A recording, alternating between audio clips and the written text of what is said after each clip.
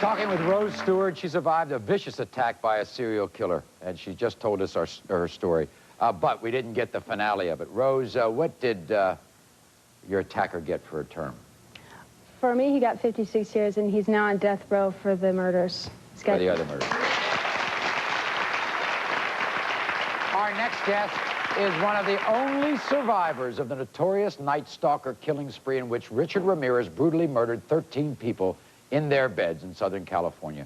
Ginny Peterson was nearly one of them. Somehow, she survived. You're in your bedroom, all of a sudden there's a guy, and it's the Night Stalker. At that time, we were unaware that there was someone out there on a killing spree. You and your husband? My husband and myself. There had been no formal notification that someone was out there killing at random. And what did he do to you? He entered the bedroom. We argued briefly. He leaned over and shot me through the face. When I fell back onto the bed, my husband sat up. He then shot my husband in the side of the head. We both fell back on the bed, and we had a bit of a conversation between each other. We thought perhaps it was someone playing a sick joke. We couldn't believe the magnitude of what was happening to us. Then we became aware that he was standing there laughing. Later on in testimony, he would tell people from his jail cell that he liked to watch people wiggle like little worms before they expired after he'd shot them.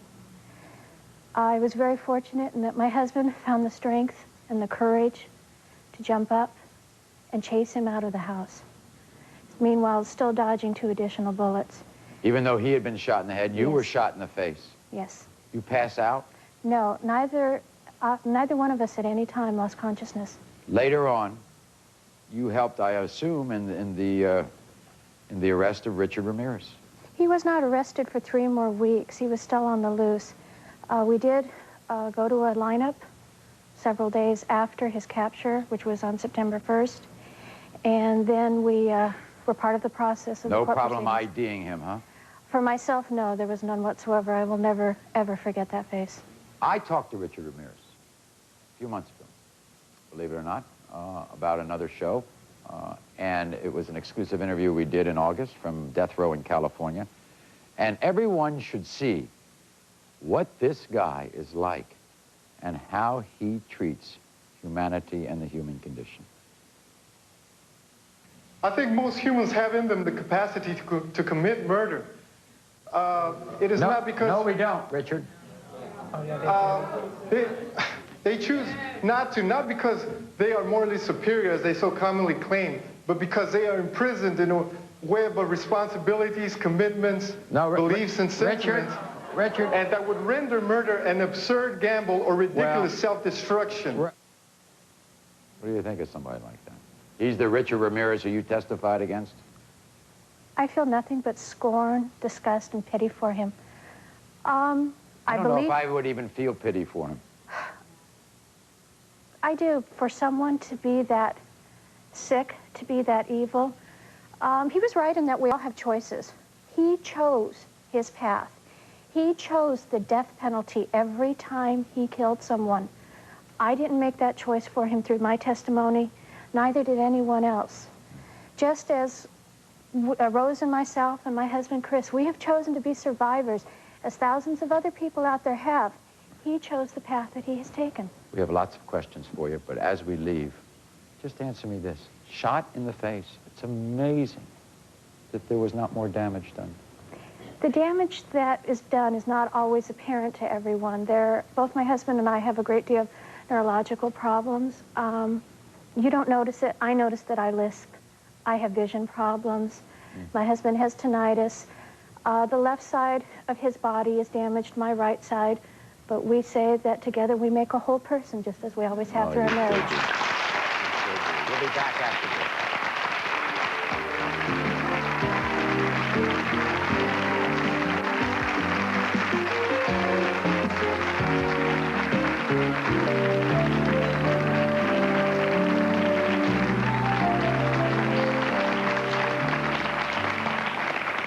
I wanted to address this question to the both of you. I wanted to know how he broke into your home and how safe do you feel now and how can you protect yourself and your family? What about that, Ginny? He apparently walked in through an open door. because I didn't think this would ever happen to me, like most women, and I'm now armed and dangerous, and no one's going to do that to me again. Any nightmares? Yes, but not always about him. They can take the form of any type of trouble that your imagination can come up with. How did your families deal with what you went through, both of you? I think that when you're attacked this way, the whole family is attacked because it blows everyone away. And it's just so close to home and death is so near. It's very difficult, but I think our family's much closer now as a result of this. Yeah. Yep. Okay, what went through your mind? Like, how did you calm yourself down to rational thought so you could escape from him? Especially when you went in and out of consciousness. Exactly. Well, early on, I just realized that if I was panicking and hyperventilating and shaking violently, and I realized that if I didn't pull myself together and calm down and deal with the situation, that I didn't have a chance in the world. What was going through your mind? While the attack was occurring, I knew that I had to distance myself. It sounds strange, but it was as if one part of me was in the attack and another part was standing back saying, look at his shoes, look at his pants, look at his face, commit it to memory. Because I knew that if I didn't do that, that my family, I had a small child down the hallway, that none of us had a chance. For both of you, when you're walking down the street, is it hard to trust people again? Is it hard? I mean... Jenny? No, because if I allow him to victimize me, it's very much what Rose says. We are survivors. If we allow him to victimize us, then we are as much in a prison as he is. And I refuse to be that. Who is this, Jenny? That's my hero. That's my husband, Chris. I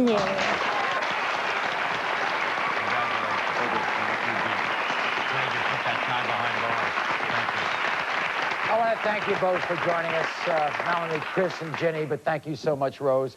The stories are so compelling, and your strength and courage have made it inspirational, I think, for all of us. I thank you very much. Thanks for joining us, everyone. Until next time. On Monday, Motherhood Without a Man. We'll meet women who are taking their cues from TV's Murphy Brown, and they're having a baby without a husband.